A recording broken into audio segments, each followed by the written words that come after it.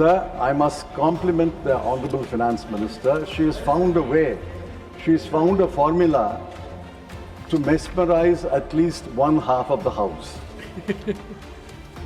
She throws schemes, funds, missions, committees. In Biopharma Shakti, she has allotted 10,000 crore in the next 5 years. This is already complete. This government has already completed 2 years. It's only got 3 years. How can it allot for 5 years? Be that as it may. Be that as it may. Now I'm looking for the Honorable Mr. Shivraj Singh Chauhan and the Honorable Mr. C.R. Patil. I'm amazed. Under one minister's charge, under one minister's watch, agriculture and rural development, there is a cut in expenditure of 60,000 crore. Shame. Agriculture has been cut by 6,985 crore. Rural development has been cut by 53,067 crore. Shame. Rural areas don't require any development. What is the minister doing? What are our officers doing? Along with Vande Bharat and Tejas, they may even introduce a train called Reform Express. But the Reform Express is stuck. It's not derailed yet, but it is stuck. The nominal growth rate in 2023-24 was 12%. In 24-25, it came down to 9.8%. In 25-26, the year which will end in a month, it's come down to 8%. Where is the Reform Express gathering momentum? Where is your bullet train? Taste the Milkymist ice cream. Milkymist ice creams.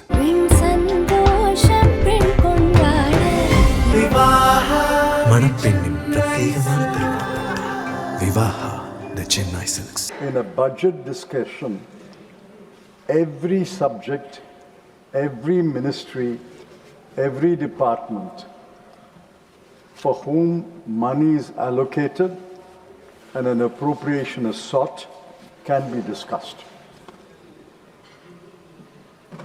I think the House will agree with my framing of the scope of the debate.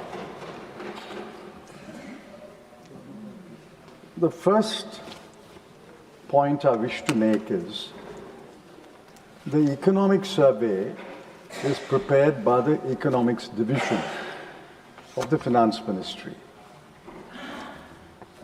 A lot of people put on a lot of work and do a lot of research and analysis to prepare the survey. It runs to over 700 pages. The narration is about 450 pages, and the statistical appendix is about over 200 pages. I wonder whether the government and its key ministers read the economic survey. The most charitable view is that they don't care for the chief economic advisor.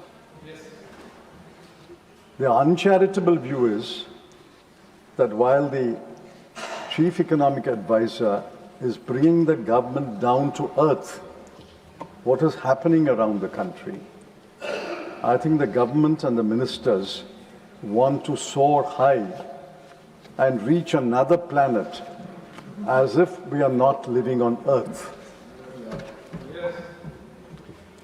There are a number of challenges listed in the economic survey.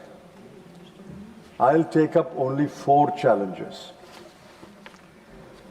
Capital investment. For some years now, for almost 12 years, capital investment, gross fixed capital formation is stuck at 30% of GDP.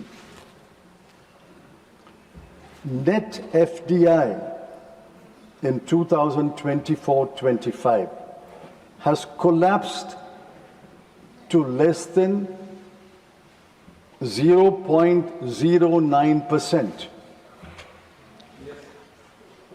FPIs, foreign portfolio investors, are pulling out.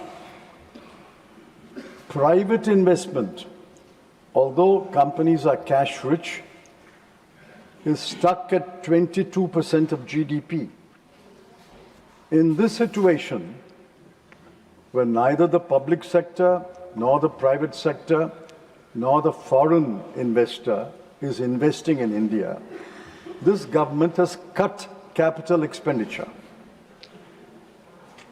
In the year that ended 25-26, they have cut capital expenditure by a whopping 1,44,376 crore.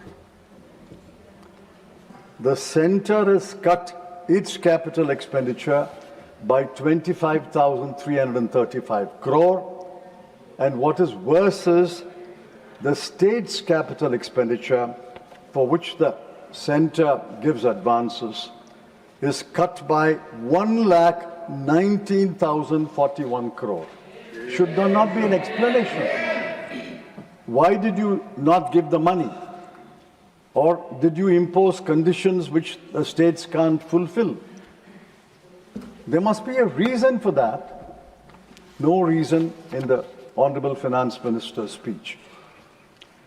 The second challenge is unemployment. All of us agree, all of us should agree, in our constituencies, the most number of requests is for job. Youth unemployment is 15%. Less than 25% of the workforce is in regular employment. There is a shift to self-employment, and more workers are in the agriculture sector than there were 4 or 5 years ago. Only in a country with 144 crore people, only 195 lakh, that is less than 2 crore, are employed in a factory. Yeah. Manufacturing, which is largely factories, is stuck at 16% for many, many years. I'll give you an example. The PM internship scheme was touted. Last year, the finance minister made that statement. Corporate houses were persuaded to offer internship. 1,65,000 offers came. Only 33,000 were accepted. Are there no young men and women to accept an internship in big companies? Only 33,000 accepted. And after 33,000 who accepted, 6,000 left the job. So what is wrong with the internship scheme? She touted it last year.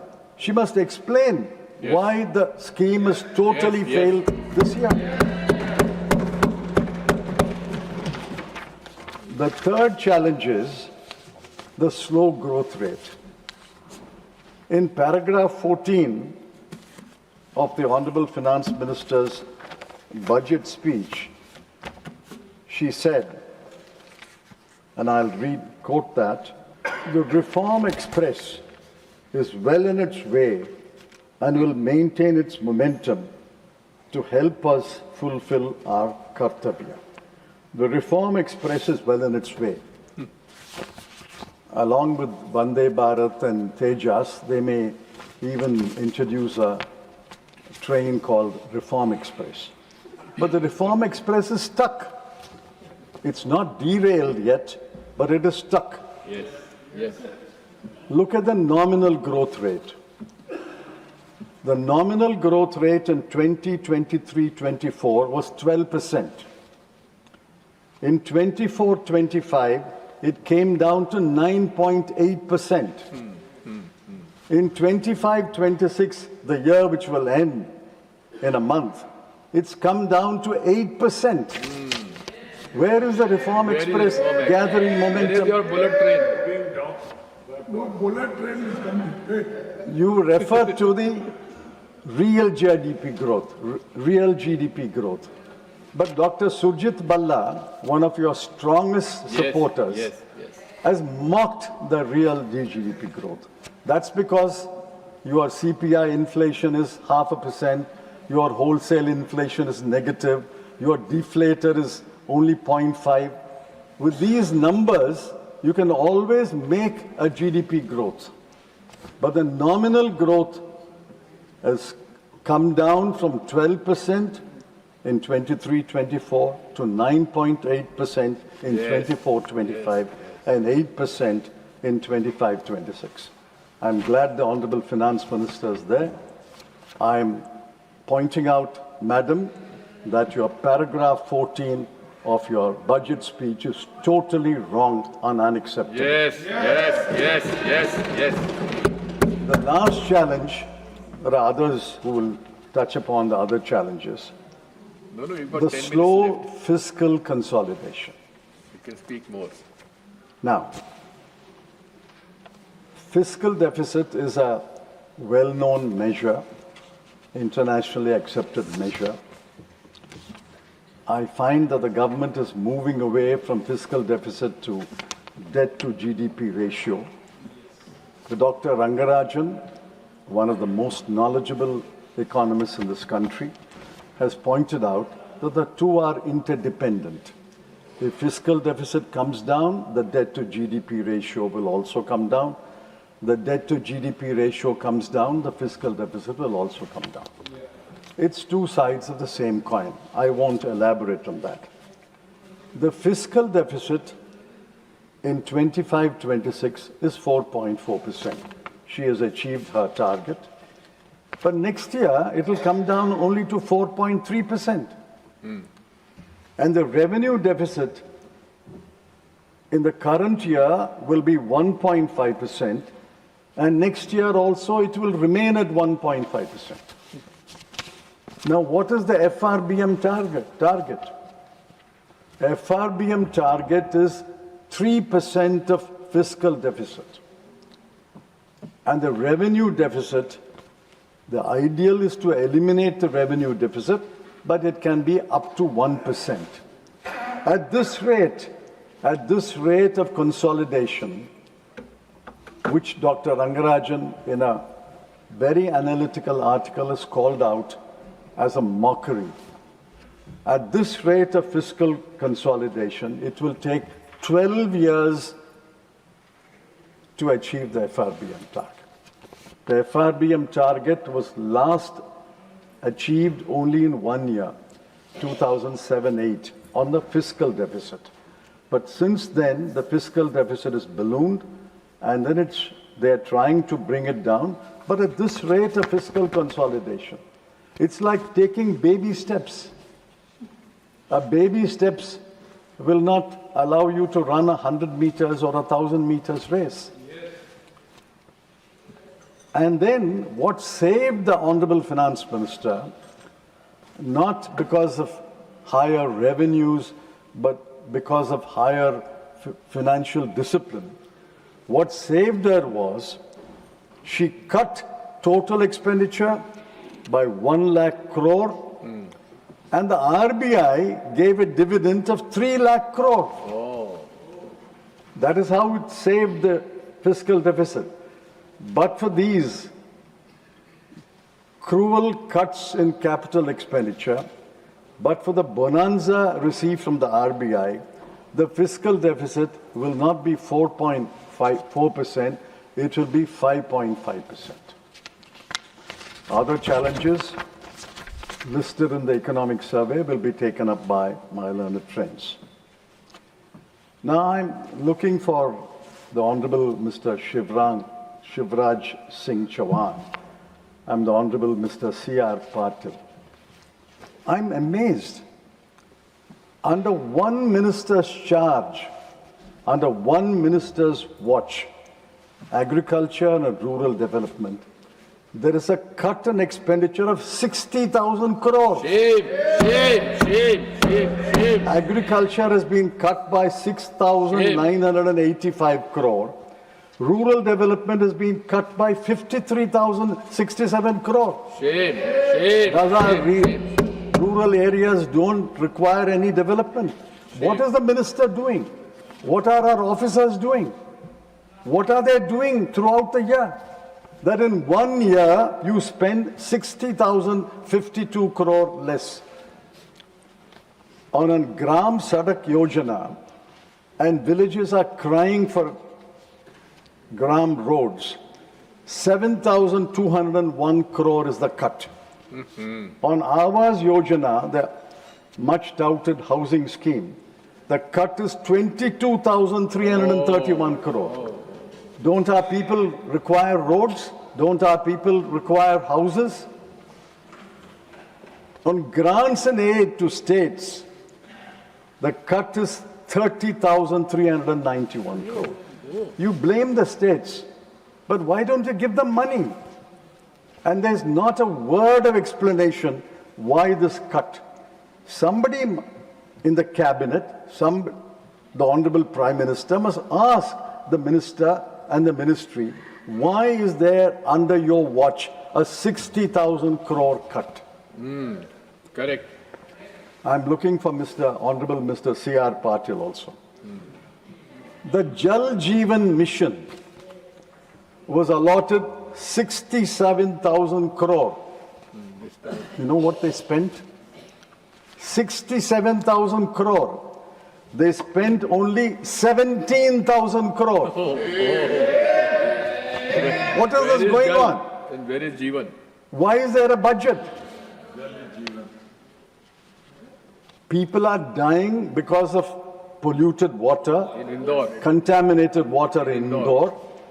Today we saw a story in a newspaper about a Dalit village in one of the states where 4 sisters committed suicide, and the reporter went to that village. It has no tap water, it has no public toilets, there are no personal housing toilets, Shame. and then you don't spend on roads, you don't spend on housing, and the Jal Jeevan Mission is cut 50,000 crore.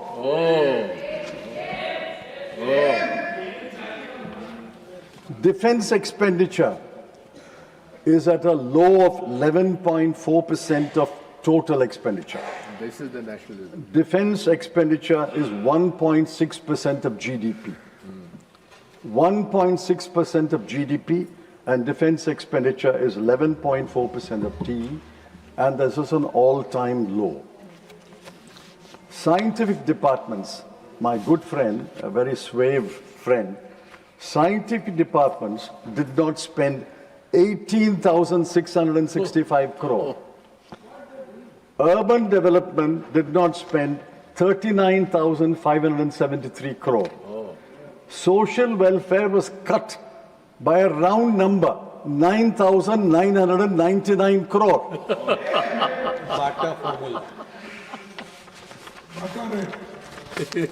What are the ministers doing? Why are they not fulfilling programs and spending the money? Sir, I must compliment the Honorable Finance Minister. She has found a way. She has found a formula to mesmerize at least one half of the House. She throws schemes, funds, missions, committees. I counted 24. One half of the House applauded. But here is the situation. In Biopharma Shakti, she has allotted 10,000 crore in the next 5 years. This is already complete. This government has already completed 2 years. It's only got 3 years. How can it allot for 5 years? Be that as it may. Be that as it may. 10,000 crore for 5,000 years. She's optimistic. I congratulate her and wish her well for her optimism. 10,000 crore. Allocation in 26-27, 500 crore. Indian Semiconductor Mission 2.0, What happened to ISM 1.0? There's no mention. On the revenue account, 1,000 crore. Electronics component manufacturing scheme, 22,919 crore has been expanded to 40,000 crore. Good. But the allocation is 1,500 crore. 3 dedicated chemical parks. At page 20 of the expenditure budget, there is a note which refers to the 3 dedicated chemical parks. But the outlay is 0. Oh, Scheme for container manufacturing, 10,000 crore in 5 years. At page 21, allocation is 0. National Fiber Scheme, Mega Textile Park Scheme, Mahatma Gandhi Swaraj Institute. I'm grateful that they remembered Mahatma Gandhi and they brought him back to a scheme. National Fiber Scheme, Mega Textile Park Scheme, Mahatma Gandhi Swaraj Institute. There are announcements, but where is the outlay? I couldn't find any outlay for any of these schemes. Champion small manufacturing enterprises, small and medium manufacturing enterprises. The allocation is 54 crore. How do you allocate 54 crore to champion SMEs? I'm afraid this budget is cautious, parsimonious, forgetful of the past year, yes, they mentioned. and this will vanish.